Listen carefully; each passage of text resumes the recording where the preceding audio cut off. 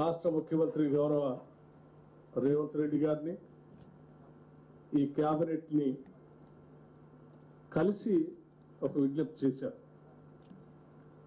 అనాదిగా ఈ రాష్ట్రంలో మేము ప్రజల కోసం సేవలు అందిస్తా ఉన్నాం. దురదృష్టవశాత్తు ఏదైనా జరిగితే ఆ వైద్యానికి సంబంధించినటువంటి ఖర్చుని మేము భరించలేనటువంటి పరిస్థితిలో ఉన్నాం.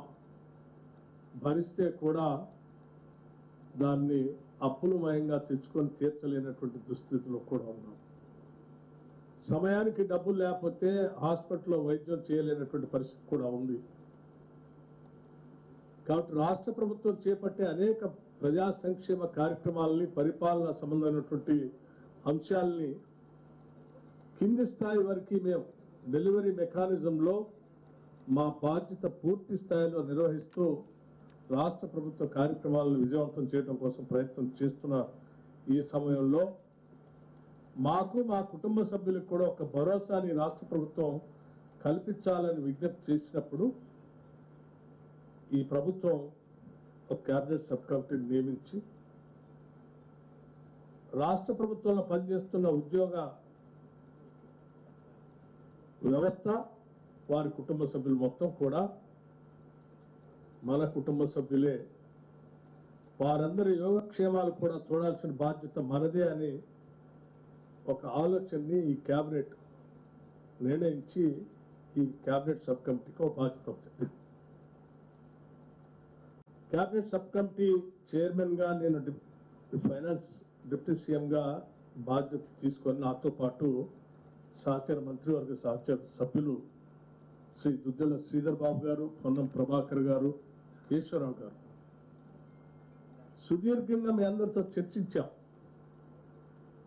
రాష్ట్ర ప్రభుత్వంలోని ఉద్యోగస్తుల సమస్యలన్నింటినీ కూడా పరిష్కారం చేయడం కోసం సమన్వయంతో కలిసి ఏ రకంగా ఈ నిర్ణయాలు తీసుకోవాలి, ముందుకు పోవాలన్నటువంటి ఆలోచనతో అనేక సమావేశాలు ఏర్పాటు చేశాం. ఆ సమావేశాలలో చాలా విధానపరమైన నిర్ణయాలు కూడా తీసుకున్నాం. అనేక విధానపరమైన నిర్ణయాల్లో ఒక ప్రధానమైన నిర్ణయం ఈ న్యూ ఎంప్లాయీస్ హెల్త్ స్కీమ్ అనేది కూడా ఒక ప్రధానమైన నిర్ణయం. ఈ ప్రధానమైన నిర్ణయం తీసుకోవటం కోసం కాంట్రిబ్యూటరీ వ్యవస్థను ఏర్పాటు చేయాలి, దానికి ఒక ట్రస్ట్ ఏర్పాటు చేయాలి. ఆ ట్రస్ట్లో ప్రభుత్వం నుంచి చీఫ్ సెక్రటరీతో పాటు కావలసినటువంటి కొద్దిమంది అధికారులు నియమించాలి. అట్లాగే ఉద్యోగ సంఘాలకు సంబంధించిన నాయకుల ప్రతినిధులు కూడా ఈ ట్రస్ట్లో పెట్టాలి సమానంగా.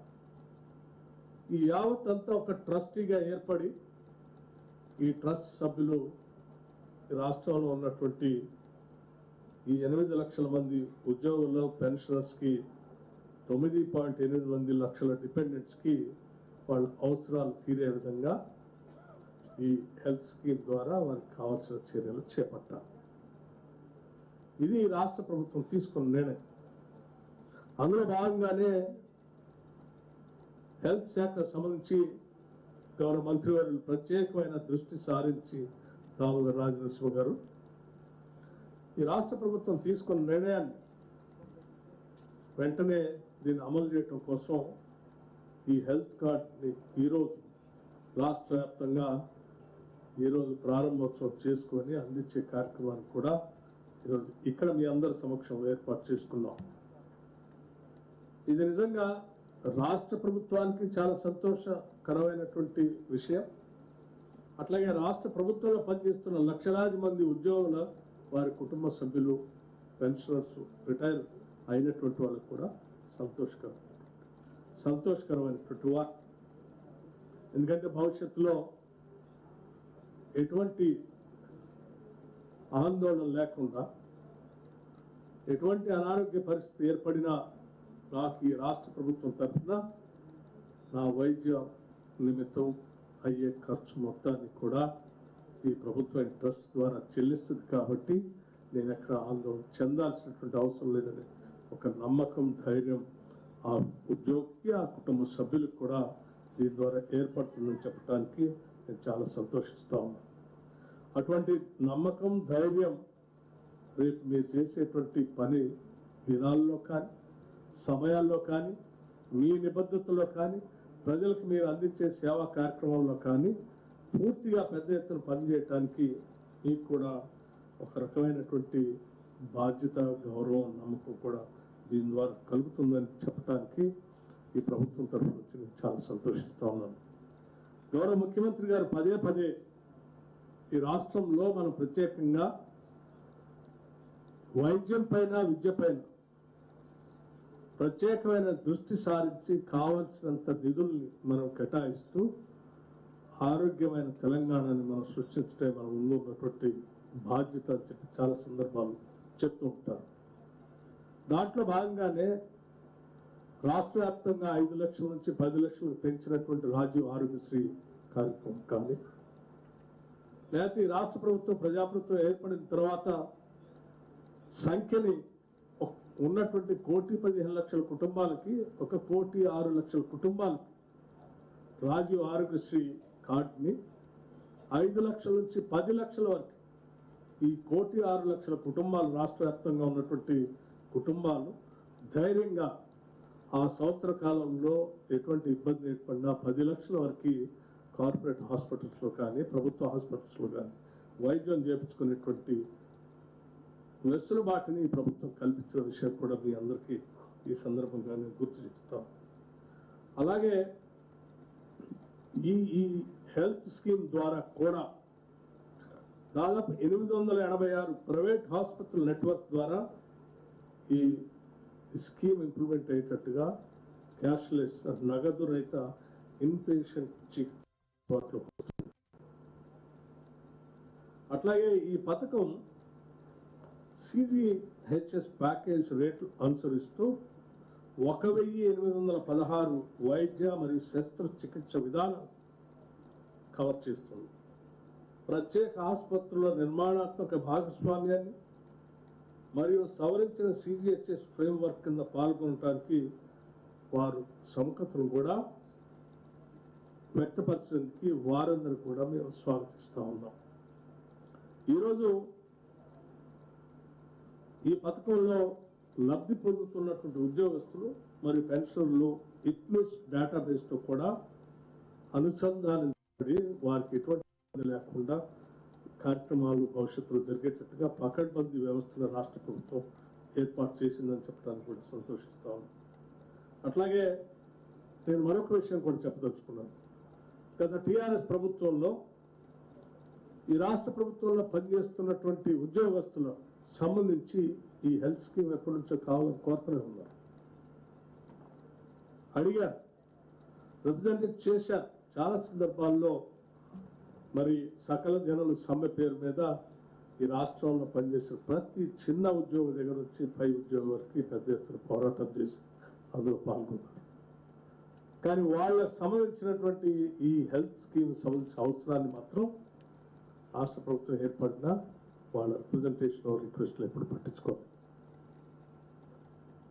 మన ప్రభుత్వం ప్రజాప్రభుత్వం వచ్చిన రాగానే ఉద్యోగస్తులు అన్నటువంటి సమస్యలు ప్రధానంగా కేవలం ఈ స్కీమ్ తీసుకురావటమే కాదు, 10 సంవత్సరాలు ఈ స్కీమ్ ఇవ్వలేదు. ఉద్యోగస్తులకి అందుబాటులో ఉన్నటువంటి పెండింగ్ మెడికల్ బిల్స్ కూడా క్లియర్ చేయకుండా పెండింగ్ పెట్టిపోయింది. 1000 కోట్లు పెండింగ్ పెట్టిపోయింది ఉద్యోగస్తులకు సంబంధించిన పెండింగ్ బిల్స్. దాదాపు నియరింగ్ అబౌట్ 10,000 crores 10,000 కోట్ల రూపాయలు ఉద్యోగస్తులకు సంబంధించిన పెండింగ్ బిల్స్ అలా వదిలేసి వెళ్ళిపోతే మీ అందరితో కూర్చొని మాట్లాడి దశల వారీగా క్లియర్ చేసుకుంటూ పోవాలన్నటువంటి ఆలోచనతో మొదటి నెలలో కొంత, ఆ తర్వాత దాన్ని పెంచుకుంటూ 500 కోట్ల నుంచి 750 కోట్ల నుంచి 1000 కోట్ల నుంచి ఈరోజు 2,000 కోట్ల రూపాయలతో ప్రతి నెల వాటిని క్లియర్ చేసి సాధ్యమైనంత వరకు త్వరితగతిన ప్రతి నెల మినిమం చేసి వాళ్ళు పెండింగ్ బిల్స్ లేకుండా చేయాలన్న ఆలోచనతో ముందుకు పోతున్నాం. నేను మరొక విషయం కూడా చాలా స్పష్టంగా చెప్తున్నా. ఆ పెండింగ్ బిల్స్తో పాటు మరీ ముఖ్యంగా మానవీయ కోణంతో మెడికల్ అండ్ హెల్త్ సంబంధించిన బిల్స్ ఏ ఒక్క రూపాయి కూడా ఒక్కరోజు కూడా పెండింగ్ ఉండటానికి లేదు. ఏ రోజు ఆ రోజే క్లియర్ చేయాలని చెప్పి ఆర్థిక శాఖలో నిర్ణయం తీసుకొని టోటల్గా 10 సంవత్సరాల నుంచి పెండింగ్ ఉన్న బిల్స్ కూడా ఈరోజు ₹1 కూడా పెండింగ్ లేకుండా మెడికల్ బిల్స్ని క్లియర్ చేస్తూ వస్తూ ఉంది.